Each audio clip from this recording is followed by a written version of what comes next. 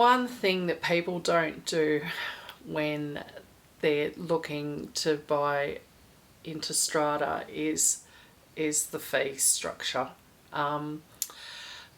Usually what they do is they just look at the mortgage, go, okay, well, we can afford that. We know the council rates are going to be that, blah, blah, blah, blah.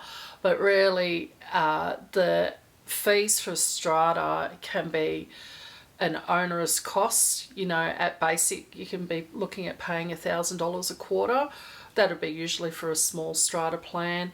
But I've seen some strata plans that are charging $5,000 a quarter, which is a significant cost and an ongoing obligation for you as an owner, that you would have to factor in that cost factor on top of your mortgage. When you're analysing the figures for a strata plan, there's a couple of things you really, really need to look at. Whether there's enough money there, whether the committee has had a good committee running the building and basically staying on top of the costs and the full maintenance of the building, because that's exactly where it's at. One of the things that can happen, and usually does happen, is that the owners corporation has not really focused on the long-term commitments of running a building and the costs associated with that. They're more concerned about, oh my goodness, let's not put up the levies this year because everything's going okay.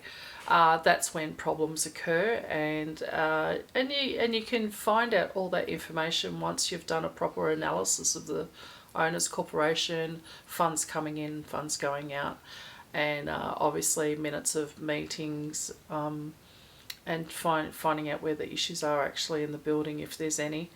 If a building is really well run, you'll be able to tell quite easily through this analysis and then proper inspection of the property.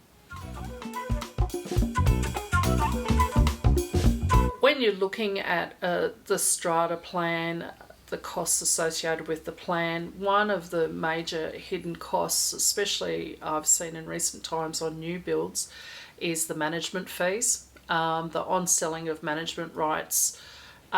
This can be a very long-term commitment for the owners corporation that usually has a significant increase annually that you will be obliged to pay to either the strata manager or a building manager. I have seen some figures that the contributions to the owners corporation, especially when it's a new build and they're starting out, because there's generally no funds in the sinking fund, so they need to grow that quite quickly. But 50% of the costs can be management fees, and that doesn't go away, and you have to analyse whether how long that commitment is.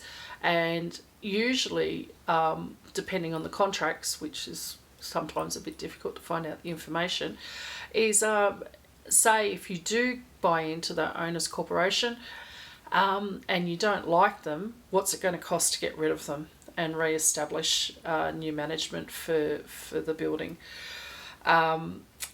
This is a fairly new advent that's happening since there's been such high construction of strata plans, high-rise buildings in Sydney specifically, but I have seen some data coming out of Melbourne where the cost structure is a onerous one, and far outweighs the cost of living in that building. You'd have to look elsewhere to get better value.